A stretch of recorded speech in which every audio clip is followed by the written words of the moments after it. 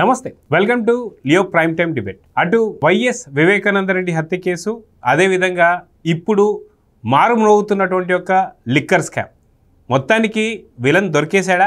అయితే దీని గురించి మనతో మాట్లాడడానికి ప్యానల్లో సీనియర్ జర్నలిస్ట్ సత్యమూర్తి గారు, అదేవిధంగా సీనియర్ జర్నలిస్ట్ కనకదుర్గ వడ్లమణి గారు. సార్ నమస్తే. నమస్తే మేడం. నమస్తే. సత్యమూర్తి గారు, మనం చూసుకుంటే ఒకానొక టైంలో 2019 మార్చి 15వ తారీఖు ఏదైతే వివేకానంద రెడ్డి గారి హత్య జరిగిందో, జరిగిన వెంటనే అది గుండెపోటని, గుండెపోటు నుంచి అది గొడ్డలపోటుగా మారింది. కానీ మరుసటి రోజు ఏదైతే పేపర్లు సాక్షి దగ్గరకు వచ్చేసరికి నారాసుర రక్త చరిత్ర అని వచ్చింది. అయితే మొత్తానికి అది అంత పెద్ద సెన్సేషన్ ఎట్లయితే అయిందో, అదే విధంగా చూసుకుంటే గత వారం నుంచి కూడా మనకి లిక్కర్ స్కామ్లో ఒక్కొక్కరు అరెస్ట్ అవుతూ వస్తున్నారు.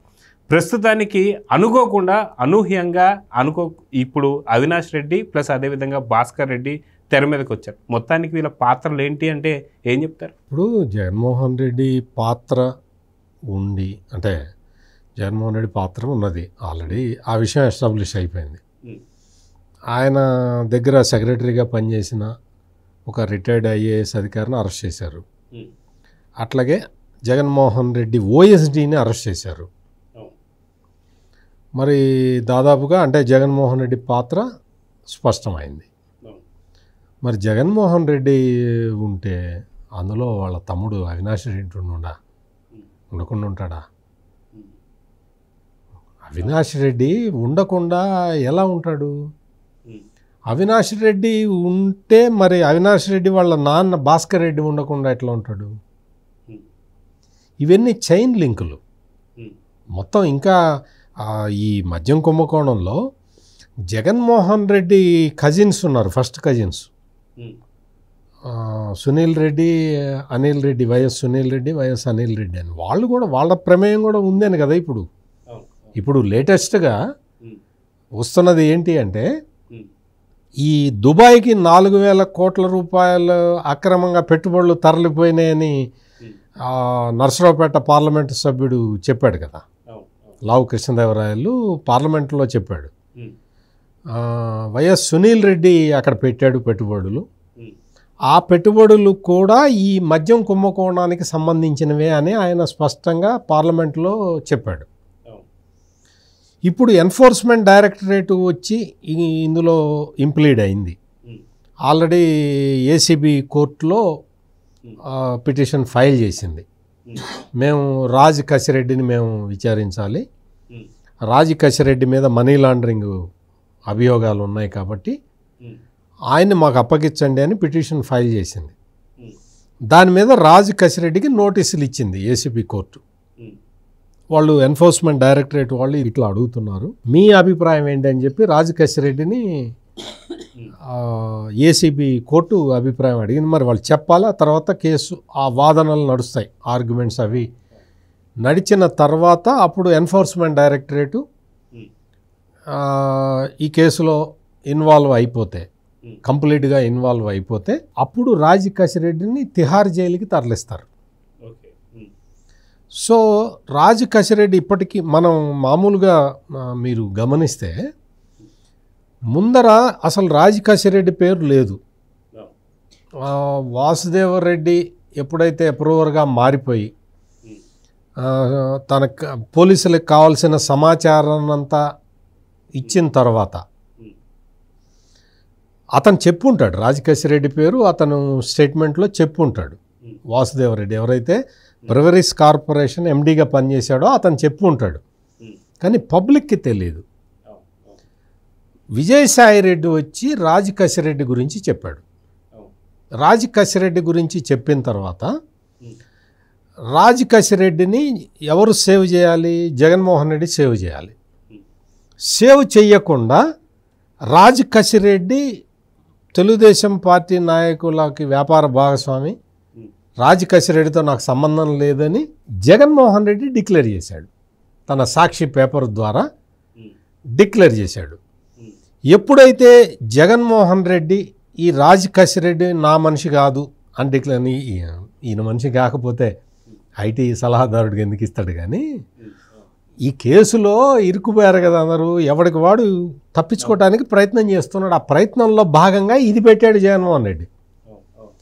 ఎప్పుడైతే జగన్మోహన్ రెడ్డి ఈ విషయం బయటపెట్టాడో సాక్షి ద్వారా, నాకు ఈ రాజీ కసిరెడ్డితో సంబంధం లేదు, ఇతను తెలుగుదేశం నాయకుడి వ్యాపార భాగస్వామి అని, అప్పటి నుంచి రాజీ కసిరెడ్డి కొన్ని విషయాలు బయటపెడుతూ ఉన్నాడు.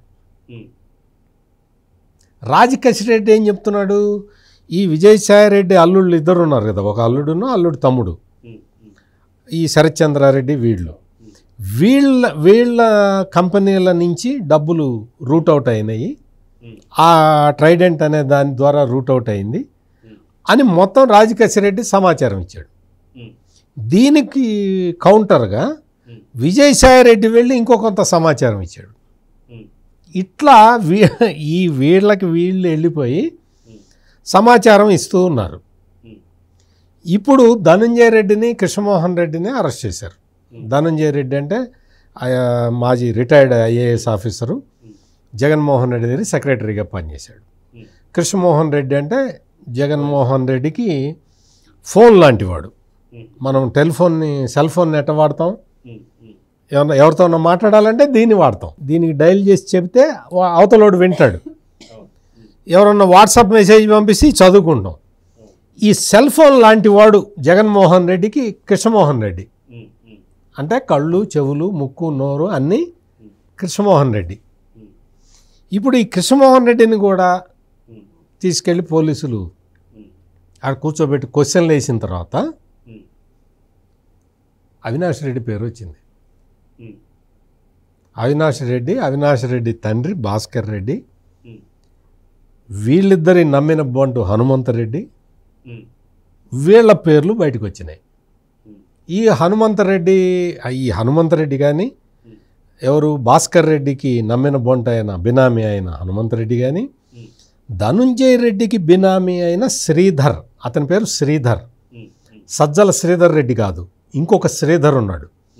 ఈ శ్రీధర్ కానీ ఈ హనుమంతరెడ్డి కానీ డైరెక్ట్గా తాడేపల్లి ప్యాలెస్లోకి డైరెక్ట్గా వెళ్తారు. అంటే ఎవరు గుర్తుపట్టరు కదా, అందుకని బయటికి రాలే ఇంతకాలం. మనకి అవినాష్ రెడ్డి వెళ్తే అందరికి తెలుస్తుంది, ప్రెస్ వాళ్ళకి. ఈ హనుమంతరెడ్డి వెళ్తే ఎట్లా తెలుస్తుంది, తెలియదు కదా. అట్లాగే ఆ శ్రీధర్ ధనుంజయ రెడ్డి అయితే తెలుస్తుంది. ధనుంజయ రెడ్డి బినామీ శ్రీధర్ వెళ్తే ఎవరికి తెలియదు కదా. అట్లా వీళ్ళని ఓకే, ధనుంజయ రెడ్డితోటి అవినాష్ రెడ్డితోటి జగన్మోహన్ రెడ్డికి రిలేషన్ ఉన్నట్టు మనకు తెలుసు. ఈ హనుమంతరెడ్డి ఎవరు, శ్రీధర్ ఎవరు, వీళ్ళకి జగన్మోహన్ రెడ్డికి సంబంధం ఏంటి, జగన్మోహన్ రెడ్డి దగ్గరికి వీళ్ళు డైరెక్ట్గా ఎట్లా వెళ్తున్నారు, ఎట్లా వెళ్ళేవాళ్ళు. అంటే ఎటు నుంచి ఎటు చూసినా కానీ మొత్తం అంతా కూడా జగన్మోహన్ రెడ్డితోటే కనెక్షన్ ఉంది.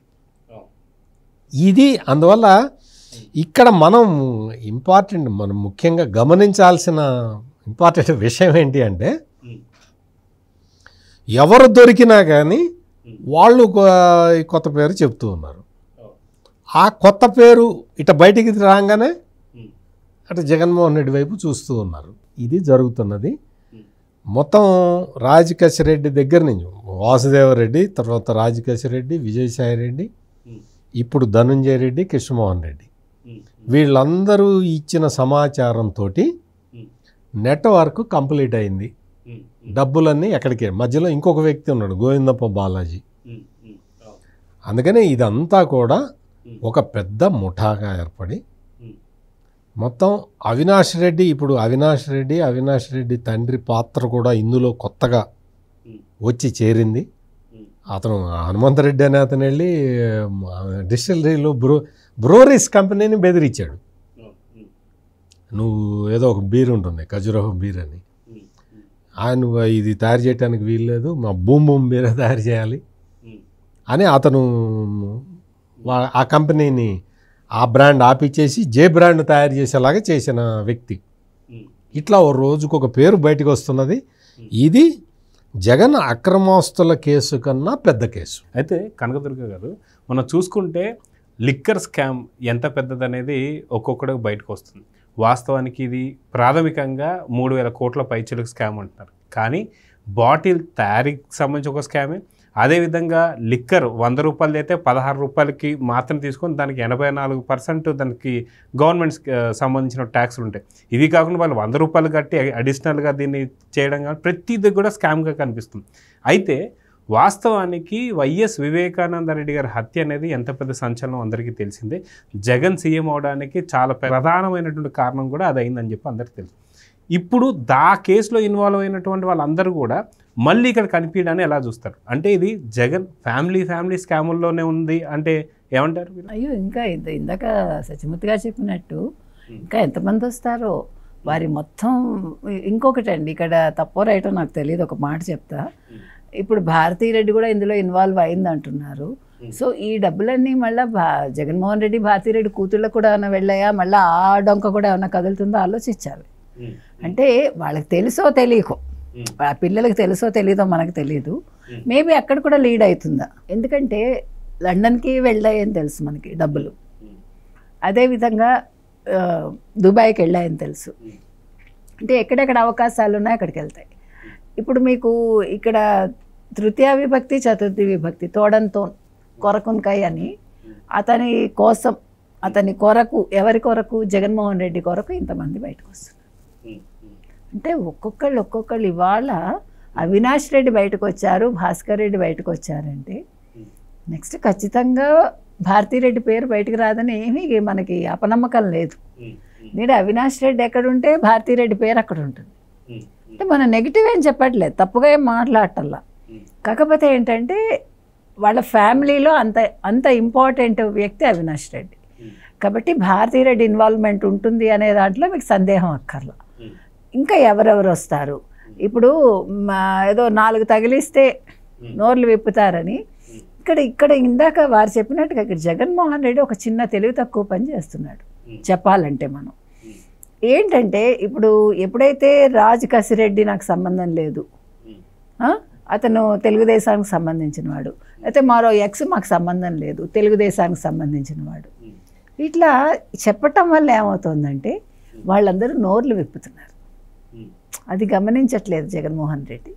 నేను నెగిటివ్ మాట్లాడటం వల్ల అది నాకు కొడుతోంది, ఆ నెగిటివ్ నా పేరే బయటకు వస్తుంది, నా వాళ్ళ పేర్లు బయటకు వస్తున్నాయనే ఆలోచన చేయకుండా తొందరపాటు చర్యగా కనిపిస్తుంది. యాక్చువల్గా జగన్మోహన్ రెడ్డి గతంలో ఎప్పుడు, అంటే అతని పరిపాలనలో ఉన్నప్పుడు 2019 నుంచి 24 వరకు అతను ఎప్పుడు స్టేట్మెంట్స్ ఇవ్వలేదు కూడా. మీరు గమనించండి, ఎప్పుడు సజ్జల ప్రెస్ మీట్ పెట్టేవారు, సజ్జలు చెప్పేవారు ఆయన తరఫున. కానీ ఇప్పుడు అంటే తప్పు చేసిన వాడు ఏం చేస్తాడంటే ఎప్పుడు కూడా మీరు గమనించండి, మీకు తెనాలి రామలింగడి కథ తెలుసు మీకు. ఏంటంటే ఒక నెక్లెస్ పోతుంది అంతఃపురంలో, పోతే అది పట్టుకోమంటాడు రాజుగారు. ఇప్పుడు ఈయన ఏం చేస్తాడు, పని వాళ్ళందరికీ ఒక్కొక్క కర్ర ఇస్తాడు అక్కడ పనిచేసే వాళ్ళకి. ఇచ్చి ఎవరు తప్పు చేస్తే వాళ్ళ కర్ర 1 ఇంచు తగ్గిపోతుంది అంటాడు పొద్దున్నకి. అప్పుడు అందులో దొంగతనం చేసిన వాడు గబగబా దాన్ని కట్ చేసేస్తాడు. సో మర్నాడు రాజుగారి దగ్గరికి వచ్చేసరికి దొంగతనం చేసినవాడు వాడు ఆటోమేటిక్గా పట్టుబడతాడు. ఇవాళ అది జరుగుతోంది. ఇవాళ జగన్మోహన్ రెడ్డి హయాంలో జరిగిన లిక్కర్ స్కామ్లో మీరు చెప్పినట్టుగా ఇది చాలా చిన్న స్కామ్ కాదు. అంటే ఇందాక సత్యమూర్తి గారు చెప్పినట్టుగా అదేంటి డొల్ల కంపెనీల ద్వారా 43,500 కోట్లు ఎట్లా వచ్చాయో దానికి 3ఇంతలో 4ఇంతలో మనకు తెలియదు. ఇది ఒక అనకొండని మించి అన్నమాట. ఎన్ని అనకొండలో మనకు తెలియదు ఇంకా. అంటే అసలు మీరు ఊహించలేని విధంగా ఈ కేసు వెళ్తుంది చూసారా. Link link link link link కింద నుంచి పై వరకు లింకులు వస్తున్నాయి. ఈ లింకులు కూడా ఒక వృక్షంలాగా, అంటే వృక్షానికి ఉండే ఆ కొమ్మల్లాగా ఇట్లా ఇక్కడి నుంచి ఇక్కడికి ఇతని పేరు నుంచి అతని పేరు, అతని పేరు నుంచి అతని పేరు. అసలు మనకి గజిబిజిగా అసలు మనకు అర్థం కావట్లే. మరో క్విడ్ ప్రోకో కూడా సరిపోదేమో, మనకు తెలియదు. We don't know how to define it. అట్లా ఉంది పరిస్థితి. అంటే జగన్మోహన్ రెడ్డి ఈ స్కామ్కి ఎప్పుడు అసలు బీజం వేశాడు, ఎట్లా దీన్ని చెయ్యాలనుకున్నాడు, ఇది జగన్మోహన్ రెడ్డి మానసపుత్రిక కాదా, ఇది అసలు దీని వెనకాల ఎవరున్నారు, ఇంతలాగా ఒక మాస్టర్ మైండ్ తోటి. అంటే క్రిమినల్స్కి మాస్టర్ మైండ్ ఉంటుంది కరెక్టే, ఎప్పుడు కూడా వాళ్ళ మాస్టర్ మైండ్ ఎలా ఉంటుందంటే ఇంప్లిమెంట్ చేసేవరకే. మీరు గమనిస్తే అభిమన్యుడు అందులోకి వెళ్ళడం వరకే తెలుసు, పద్మవ్యూహంలోకి రావడం తెలియదు. ఎందుకంటే అతను కొడుతూ ఉంటాడు తల్లి నిద్రపోతే, అప్పుడు కృష్ణుడు ఆపేస్తాడు. సో అతను వినడు నెక్స్ట్ రావడం. అట్లాగా వీళ్ళు స్కామ్ చేయటం వరకే. స్కామ్ చేశాక దొరకకుండా ఉండడానికి ఏం చేయాలనే దాని మీద వీళ్ళు దృష్టి పెట్టలేదు, రీసెర్చ్ చేయలేదు. అందువల్ల ఇవాళ వీళ్ళందరూ కూడా దొరికిపోతున్నారు. మీరు అన్నట్టుగా ఈ దొరకడం అనేది ఎక్కడ స్టార్ట్ అయిందండి? ఎక్కడ వాసుదేవరెడ్డి, ఎక్కడ విజయసాయిరెడ్డి, విజయసాయిరెడ్డి నుంచి ఒక కసిరెడ్డి నుంచి మనకు అసలు ఎప్పుడూ వినని గోవిందప్ప బాలాజీ, కొత్త కొత్త పేర్లు, కొత్త కొత్త క్యారెక్టర్స్. అంటే నిజంగా చెప్తున్నానండి, రాజమౌళి ఈ సినిమా కనుక తీస్తే బాహుబలి కాదు, బాహుబలి 2 కాదు, RRR కాదు, అన్నింటినీ మించి ఒక గొప్ప సినిమా అవుతుందండి. అంటే అంత అసలు ఆ మాస్టర్ మైండ్ నేను చెప్పేది. ఒక లిక్కర్ స్కామ్ అనేది ఈరోజు అసలు మీరు కనుక గమనిస్తే మన ఎలక్షన్స్ ముందు మన అందరం కూడా ల్యాండ్ అదేంటండి ల్యాండ్ టైటిలింగ్ యాక్ట్ మళ్ళీ తీసుకోండి. మన ఎలక్షన్స్ ముందు మన అందరం కూడా ల్యాండ్ టైటిలింగ్ యాక్ట్ చాలా పెద్ద సమస్య ప్రజలకు అనుకున్నాం. ఆ ల్యాండ్ టైటిలింగ్ యాక్ట్ కంటే కూడా ఈ లిక్కర్ స్కామ్ అనేది ఇంకా ఒక పెద్ద స్కామ్ కింద ఉంది. అంటే ఇందులో హెల్త్ పాడవడమే కాదు, అంటే డాక్టర్స్ బతికి కట్టడం కాదు, అంటే దీనివల్ల ఎంతమంది బాగుపడ్డారు, ఎన్ని రకాలుగా బాగుపడ్డారు, వీళ్ళు ఎవరెవరిని చంపేశారు. ఇప్పుడు హనుమంత్ రెడ్డి అనేవాడు ఒక గన్ను పెట్టి బెదిరించి ఆర్థోస్ ఆ బెవరేజెస్ని మీరు ఖజురాహో మీరు చేయొద్దని చెప్పి, అంటే ఒకళ్ళ దగ్గర ఉండే అసిస్టెంట్కి అంత ధైర్యం వచ్చిందంటే మీరు అది గమనించండి.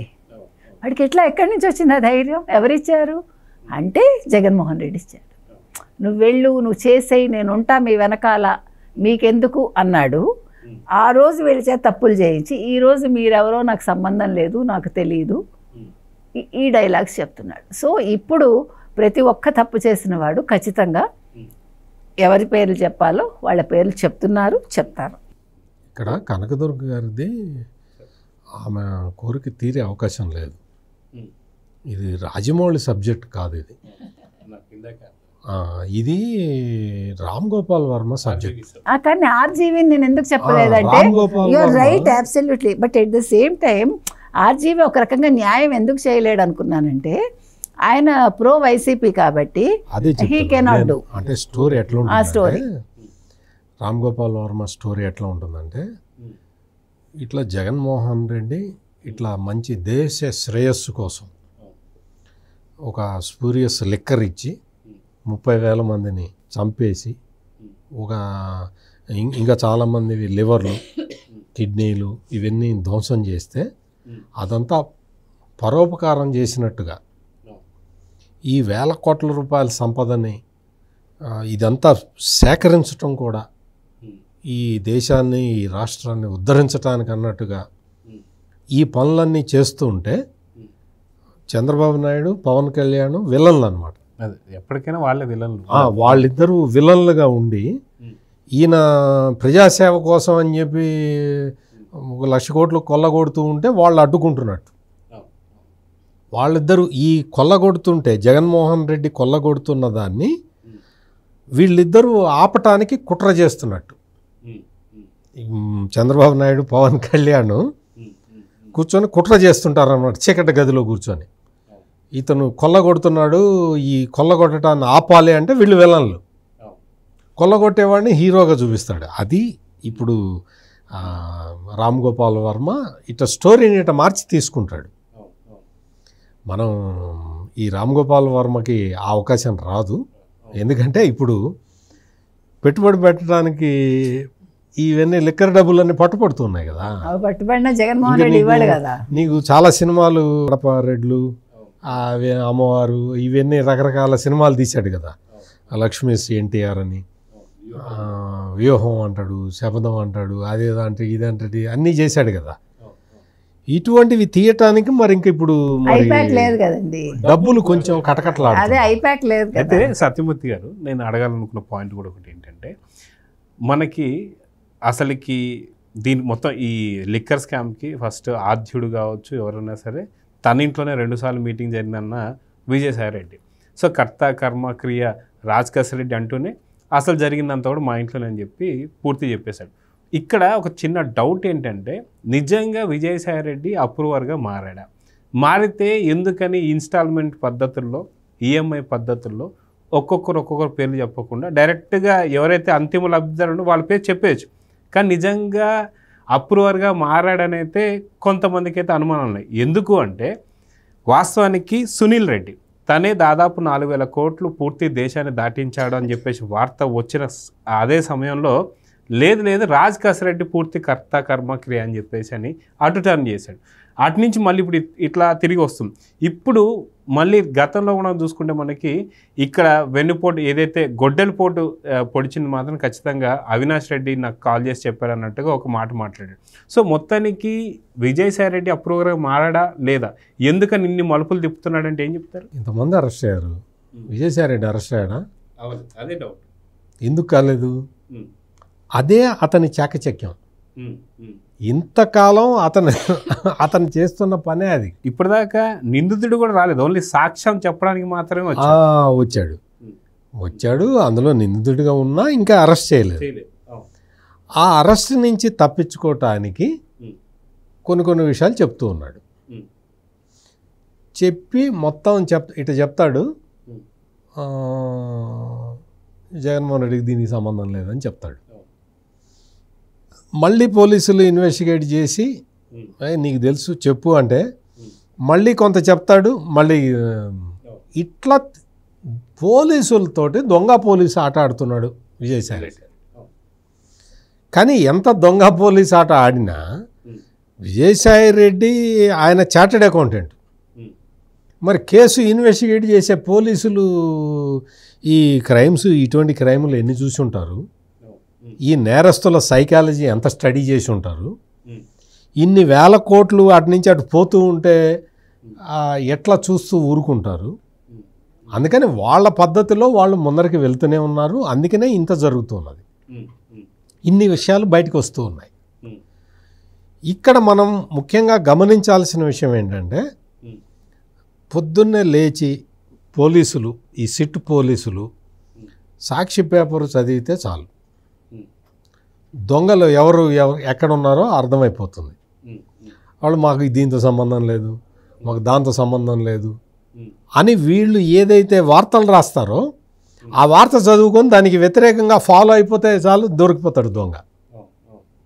ఇది ఇప్పుడు ఈ వాళ్ళ సోషల్ మీడియాలో ఇప్పుడు విపరీతంగా ప్రచారం చేస్తున్నారు, ఒక విషయాన్ని ప్రచారం చేస్తున్నారు.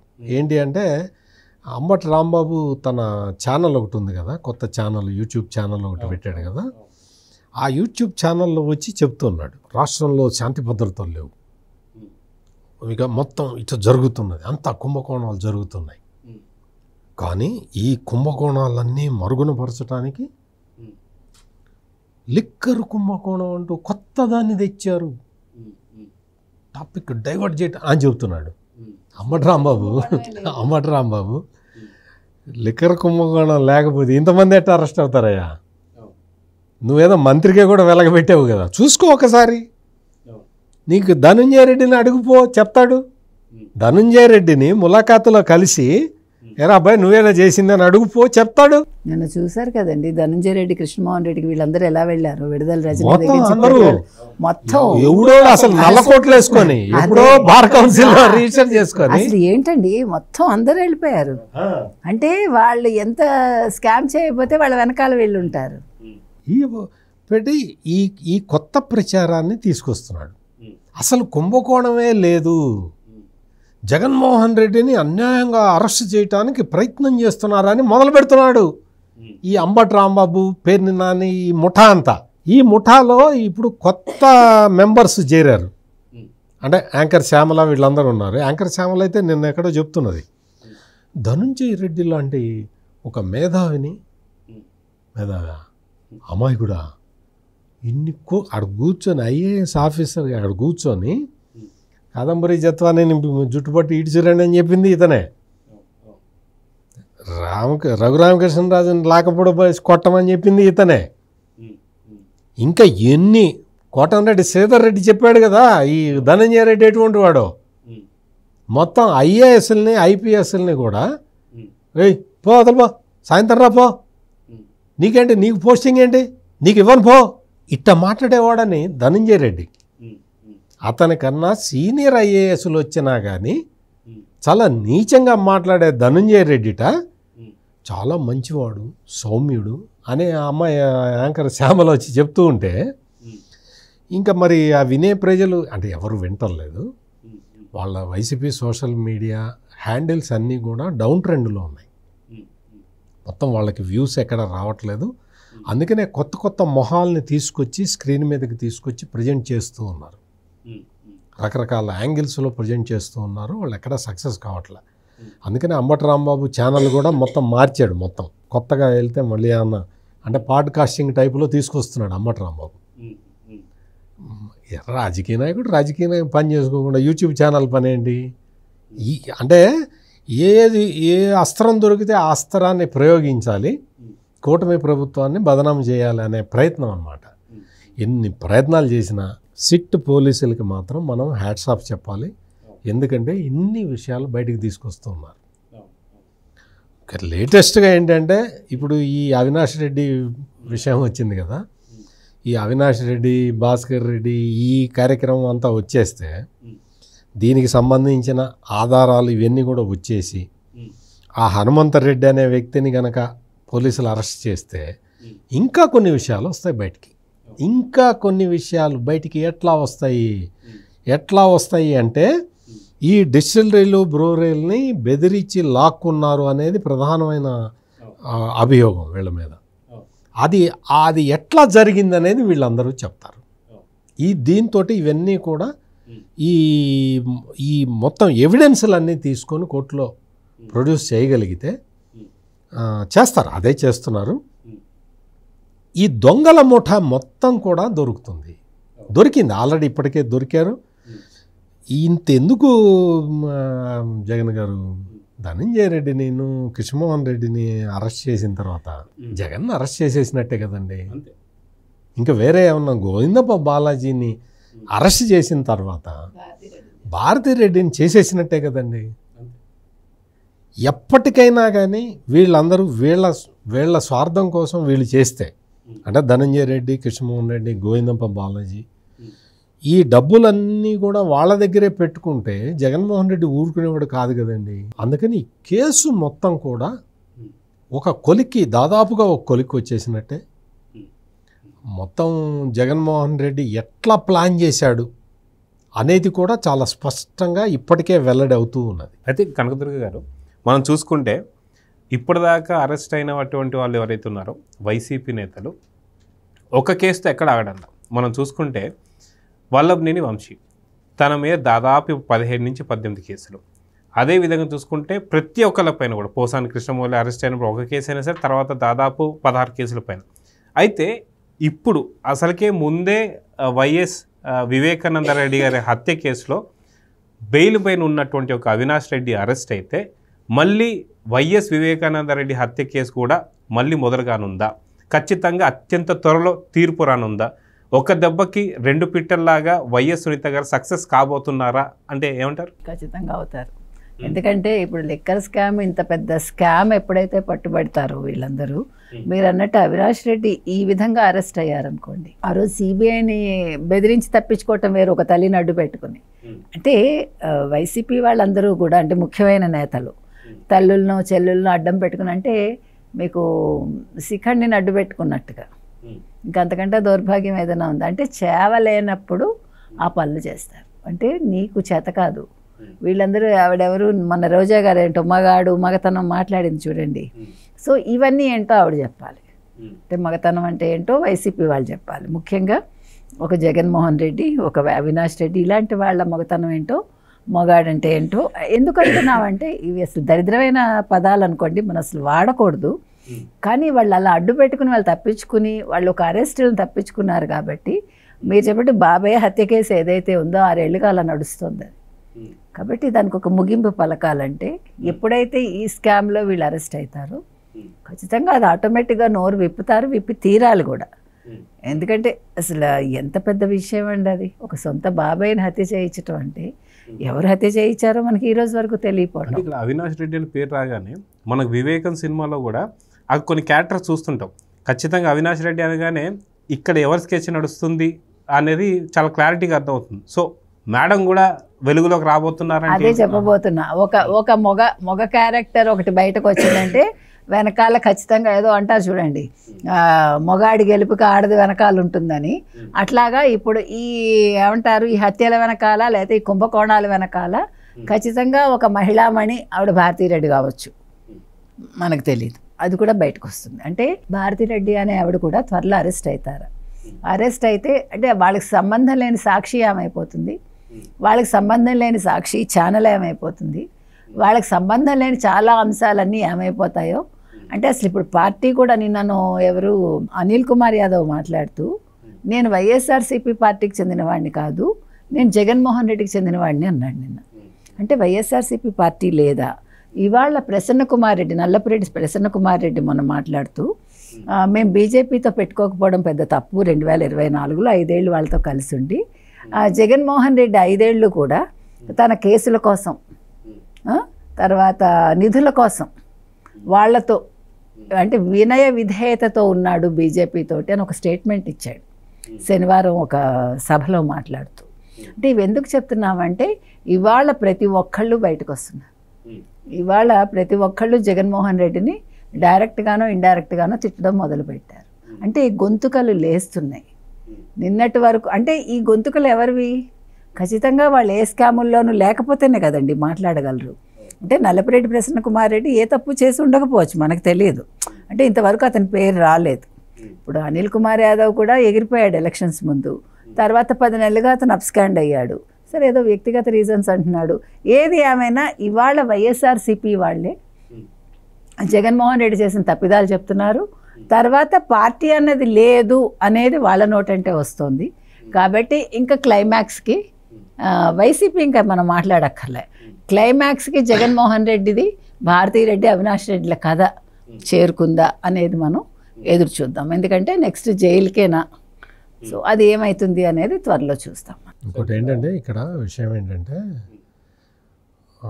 అవినాష్ రెడ్డి కనుక లిక్కర్ స్కాండల్లో అరెస్ట్ అయితే, అంటే ఇప్పుడు వస్తున్న సూచనలు అయితే అట్లా ఉన్నది, అరెస్ట్ అయితే ఏమవుతుంది అంటే వివేకానందరెడ్డి మర్డర్ కేసులో ఆయన బెయిల్ మీద ఉన్నాడు కదా, ఆ బెయిల్ కూడా రద్దు అవుతుంది.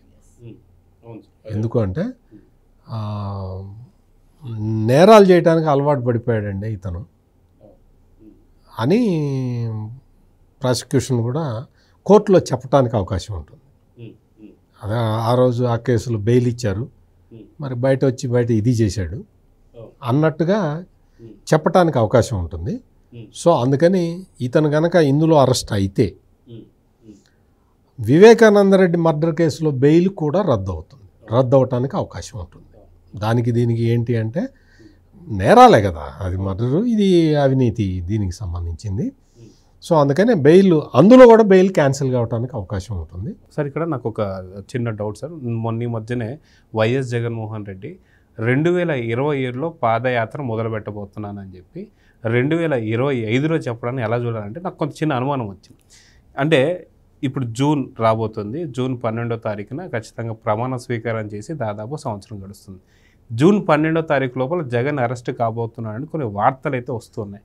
సో ఈ యొక్క 6 నెలలు 2026 ఒక సంవత్సరం, అంటే మళ్ళీ 16 నెలలు జైల్లో ఉండబోతున్నాను చెప్పి ముందే ఫిక్స్ అయిపోయి 2027లో నేను పాదయాత్ర చేయబోతున్నాను అనేటువంటి ఒక వార్తలు అయితే బయటకు వస్తున్నాయి. సో జగన్ కూడా ఫిక్స్ అయిపోయి ఉన్నాడా ఖచ్చితంగా లిక్కర్ స్కామ్లో, అదేవిధంగా మీ ప్రతి దాంట్లో కూడా అరెస్ట్ అవుతానని చెప్పి.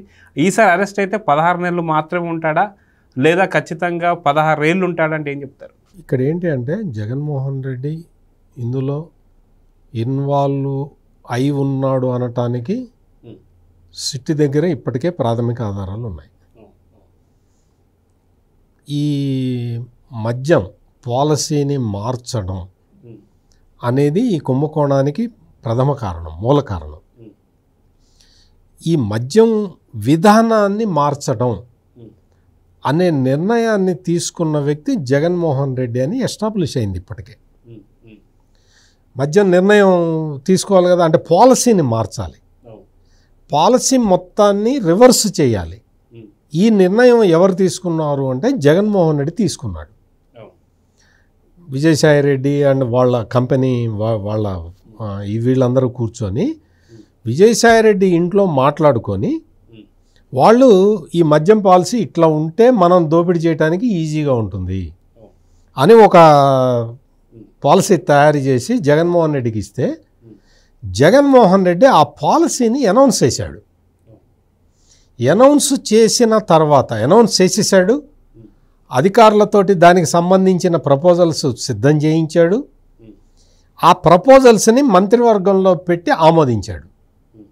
అంటే మంత్రివర్గం ఆమోదించటానికి ముందరే జగన్మోహన్ రెడ్డి ఎక్సైజ్ డిపార్ట్మెంట్కి ఆర్డర్స్ ఇచ్చాడు. ఏ విధంగా పాలసీ ఉండాలి అనేది అతను చెప్పాడు అనేది ఈ రోజున ఎస్టాబ్లిష్డ్ ఫ్యాక్ట్. ఈ ఫ్యాక్ట్ ఆధారంగా అంటే ఈ కుంభకోణం జరగటానికి అంటే మంత్రివర్గంలో నిర్ణయం తీసుకున్నాము, మంత్రివర్గంలో నిర్ణయం తీసుకోవటం అనేది అది చట్టపరంగా చేసింది అని చెప్పటానికి కూడా వీల్లేని విధంగా జగన్మోహన్ రెడ్డి ఇందులో ఇరుక్కొని ఉన్నాడు. అది కాక ఏదైనా సరే ఆయన సైన్ లేనిదైతే బయటికి రాదు కదా సార్. కాదు అట్లాగా అంటే ఇండివిజువల్ కెపాసిటీలో పాలసీ మార్చడానికి వీల్లేదు కదా, కానీ మార్చాడు. ఆ మార్చిన తర్వాత మంత్రివర్గంలో పెట్టాడు. మంత్రివర్గం ఆమోదించిన దాన్ని ఇంప్లిమెంట్ చేశారు. అంటే ఇండిపెండెంట్గా ఇండివిజువల్గా జగన్మోహన్ రెడ్డే ఈ పాలసీని మార్చటానికి నిర్ణయం తీసుకున్నాడు అని సిట్ ఇప్పటికే ఆ డాక్యుమెంట్లన్నీ సిద్ధం చేసి రెడీగా పెట్టింది. అందుకని జగన్మోహన్ రెడ్డి ఈ స్కాండల్ చేయటానికి అనుకూలంగా పాలసీని రూపొందించిన వ్యక్తి. అంటే తెర వెనక విజయసాయిరెడ్డి వాళ్ళు ఏం చెప్పినా కానీ ఆమోదించింది, దాన్ని ఇంప్లిమెంట్ చేసింది జగన్మోహన్ రెడ్డి అనే విషయానికి సంబంధించిన circumstantial evidence, record evidence, file evidence ఇవన్నీ కూడా మొత్తం సేకరించి పెట్టుకున్నారు సిట్టు. అందుకని జగన్మోహన్ రెడ్డి నాకు తెలియదు అన్న, అమ్మటి రాంబాబుని పంపించి అసలు ఇది కుంభకోణమే కాదని చెప్పు అన్న, శ్యామల్ని పంపించి మేము చాలా అమాయకులం అని చెప్పించిన, లేదు పేరుని నాని వచ్చి అసలు ఇదేమీ లేదండి, అసలు లేని కుంభకోణాన్ని తెస్తున్నారండి అని చెప్పించిన, ఎవరు ఎన్ని రకాలుగా చెప్పినా వాళ్ళ సోషల్ మీడియా మొత్తం దీని మీదే పడ్డా దీనికి సంబంధించిన record evidence, circumstantial evidence with proofs ఇవన్నీ కూడా సెట్ దగ్గర ఉన్నాయి.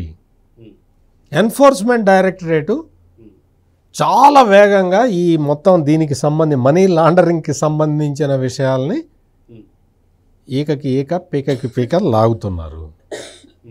ఏసీబీ కోర్టు అనుమతిస్తే రాజ్ కసిరెడ్డిని అక్కడికి తీసుకుపోతారు, తిహార్ జైలుకి తీసుకుపోతారు.